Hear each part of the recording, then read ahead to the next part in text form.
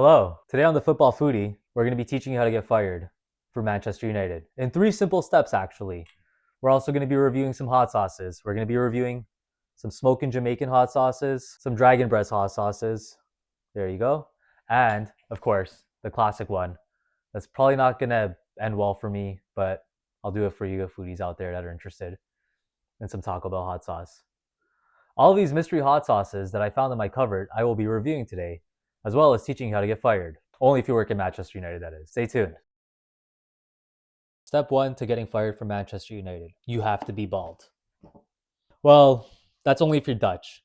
If you have aspirations of being a coach of Manchester United and you're not Dutch, I guess it's okay to be bald. Let's talk about Ruben Amorim, the guy who got fired. He took over for Eric Ten Hag's disaster failure in November 2024. What he was known for is he took Sporting to their first title in 19 seasons in a league dominated by, as you can see, the guys behind me, Porto and Benfica. That's pretty impressive. Sporting's fans were literally breaking into their practice facilities and beating up their players. This is actually a true story. It's pretty screwed up. What Amorim did and changed around the culture of Sporting was really impressive. He also won the Portuguese League Cup and the Super Cup, which is basically the everything in Portugal that you could possibly win with a team. Probably the best coach Sporting ever had, in my opinion. That made him one of the most anticipated and highly rated coaches in Europe that wasn't Zidane. He definitely was positive influence for Manchester United. He deployed the 3-4-3. He was a fluid attacking coach and he was pretty organized defensively. Completely different from what Ten Hag had. Ten Hag literally tried to make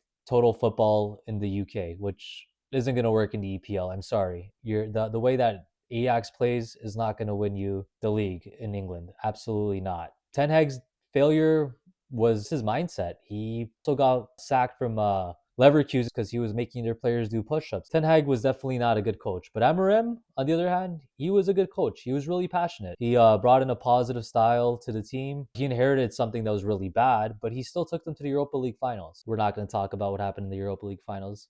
Pretty impressive for a coach that inherited a mess from a guy who got Anthony. That guy could not play in England. United was in shambles. Eric Ten Hag took him there. Amorim slowly started changing the ship. Yes, United did have financial issues because Ten Hag was basically a kid in a candy store with his dad's credit card, and he maxed it out on everything that tasted bad. Like he literally got all the licorice and all that candy that just nobody likes. Amorim inherited it, and he made a couple of good signings too. Dorgu, Sesko, well, that one's still out there. Hey, listen, he was working with what he could at the time. The team still needs some upgrades, but Amorim did care. It's very important for step one. You have to care about your job and you have to have had success in another league. Third and most important part about step one, you have to have ownership, not have money. If you don't have money, you care about your team, and you had success, this is how you get fired. Step one. Step two on how to get fired: try to implement a winning culture. Ruben Amorim was the ninth coach since Sir Alex Ferguson retired in the 2013 season. Since then,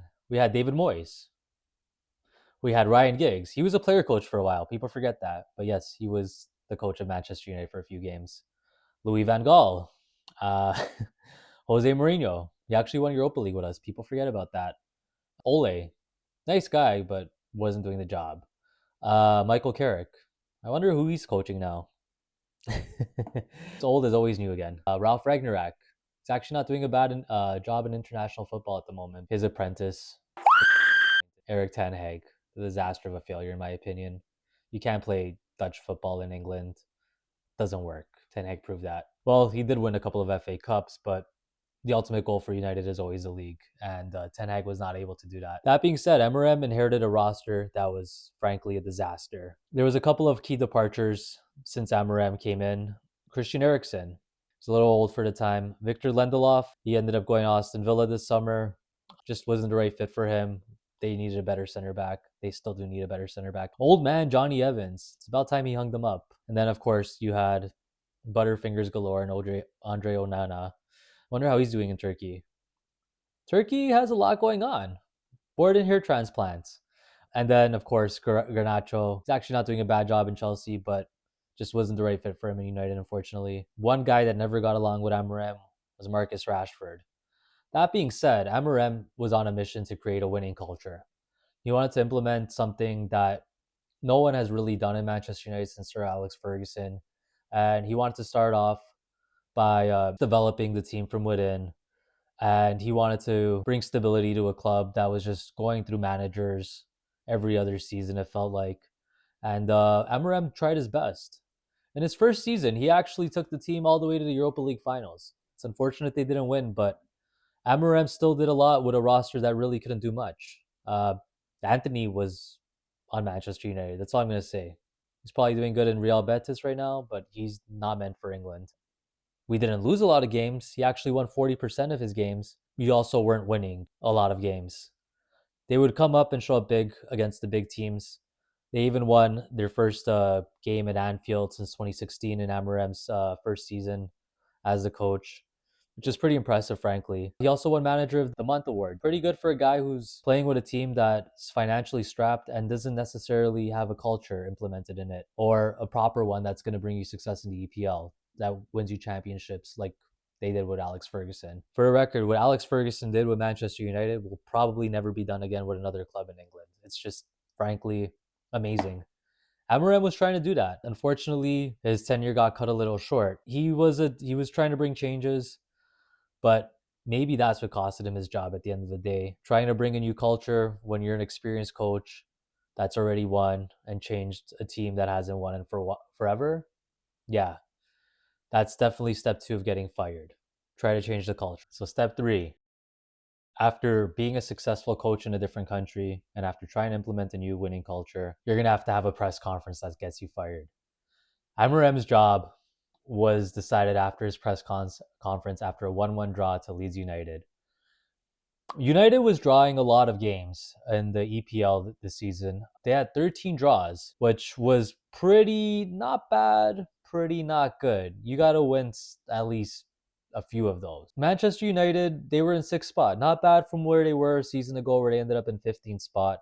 Ruben was frustrated. He was frustrated at the roster he had. He was frustrated at the results he had. And frankly, it wasn't the team that he wanted at the time. The owners were frankly not giving him the tools to win. And you could see how he could get frustrated. Like a respected coach elsewhere that literally took a team with no business going to the Europa League finals, you're going to get frustrated, especially after a couple of draws. They're not losses, but they're a couple of draws. If you're going to try to implement a winning culture, being in 6th spot in the EPL is not a bad start. As a team that's mostly owned by an American who also owns an NFL team, you don't know anything about soccer. You don't know anything about the progression of you got to build, over time.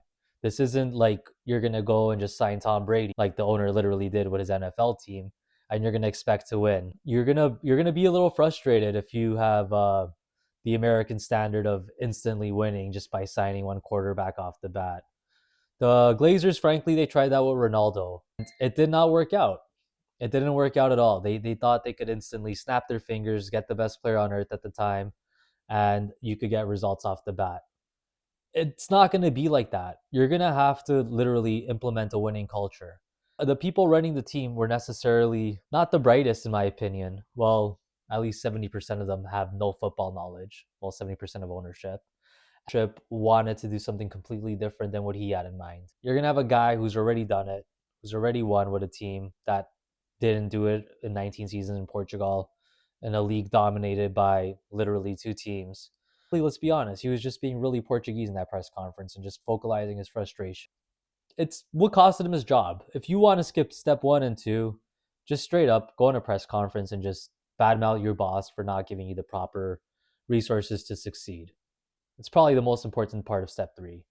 You have to go out there and you got to vocalize that, listen, I need to work with better, or else you're going to get the exact same results that you've been getting since Sir Alex Ferguson left. That's the issue with Manchester United. Whoever takes over for Amorim, if it's Michael Carrick, I have a feeling he might be there till the end of the season, but they're going to have to realize 2 things. Number 1, the team is not good. Number 2, your ownership, they want instant results, and it's going to be tough. Yes, Ten Hag did win the FA Cup a couple of times with United. Yes, Mourinho did win Europa League. The team does get success, but we're used to Sir Alex Ferguson standards of being competitive to win the EPL almost every season. When you look at Manchester United nowadays, they're not really a threat anymore. They will be one day. I'm confident they will be. As a fan of Manchester United, I'm confident they will be. But At the end of the day, ownership needs to realize that you're only as good as your resources that you're giving your manager, and you got to let your manager do its thing. Amorim vocalized that, and it unfortunately costed him his job. So if you want to get fired for Manchester United, just talk bad about the owners who don't know anything about the real football. All right, and let's be honest. You're all here to see me review some hot sauces. So let's take a look at what we're reviewing again. We are reviewing Dragon's Breath hot sauce. This is going to be the first one to review. And what we're going to review this on today is some Chinese food left over that I got from last night. Best way to fuck up your stomach is try random hot sauces in the cupboard with some Chinese food you bought last night. Very important step. So we got here some gyoza and some spring rolls. So let's give it a shot. So here's how we're going to do this. We're going to put this in an espresso cup. We're going to keep it bougie. And we're going to try it with both the spring roll and the gyoza I got. So let's check this out. What's the worst that could happen? I end up in the washroom for a couple of hours? I don't know. I hope not. But should do a follow-up video on hot sauce 101 after this. But if you guys like me trying some hot sauces, post below if you have any hot sauces that you want me to try. Let me know. I'll definitely give it a shot. I love the spicy food. So let's take a shot of hot sauce. Not this episode. So we're going to try it out first with a spring roll.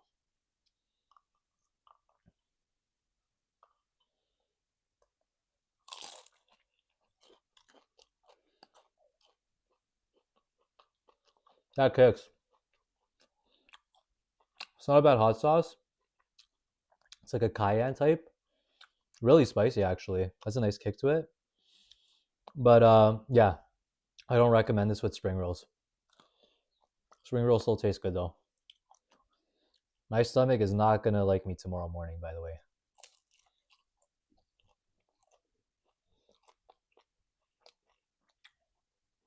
Yeah, doesn't work with the spring roll, unfortunately. Good spicy hot sauce, but not necessarily the best one with the spring roll. Try it out with the gyoza. My stomach's already making noises. That could be a very good or bad sign. Good sign if you like spicy food. Bad sign for my bowels.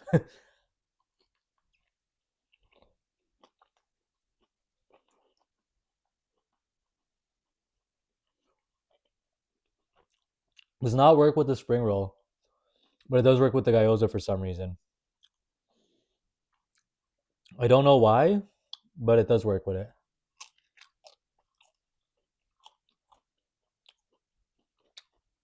Actually doesn't.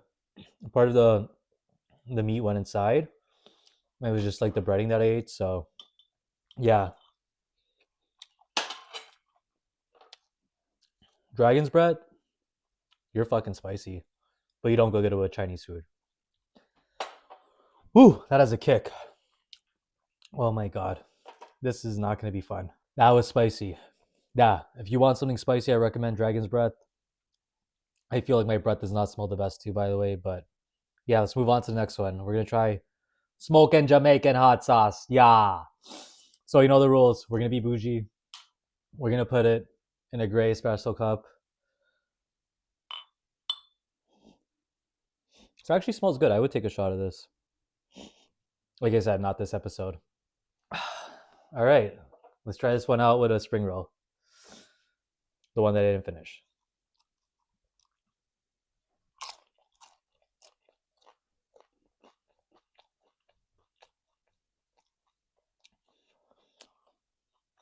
Not as spicy. It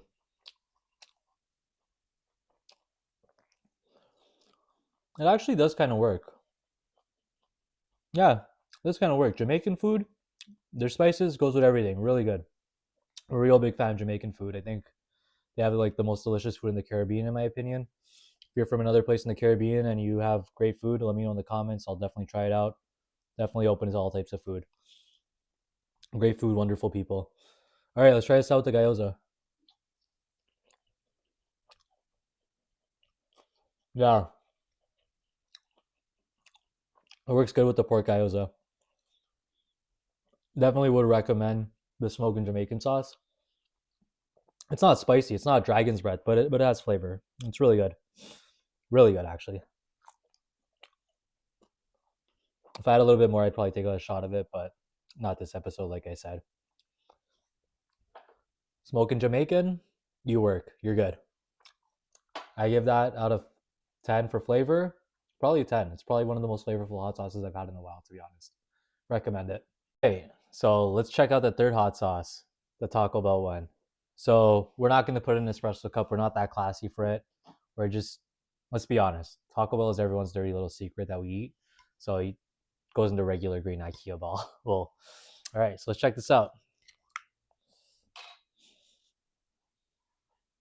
I like this hot sauce. You know what? It's my dirty little secret, but Taco Bell, God bless you. You make some good food.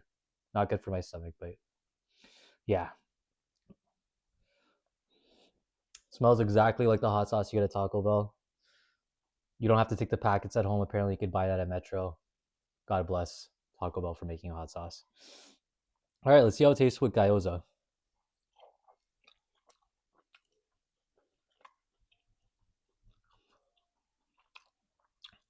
It would taste better if this was in taco form or burrito form, but Taco Bell, you are everyone's little dirty secret. And you go good with gyoza. We'll give you that. All right.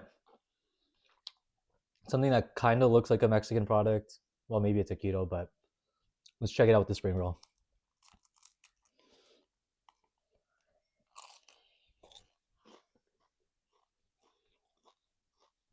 Yeah, it works.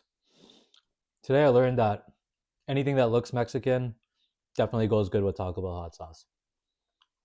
Yeah, and it somehow ends up tasting Mexican.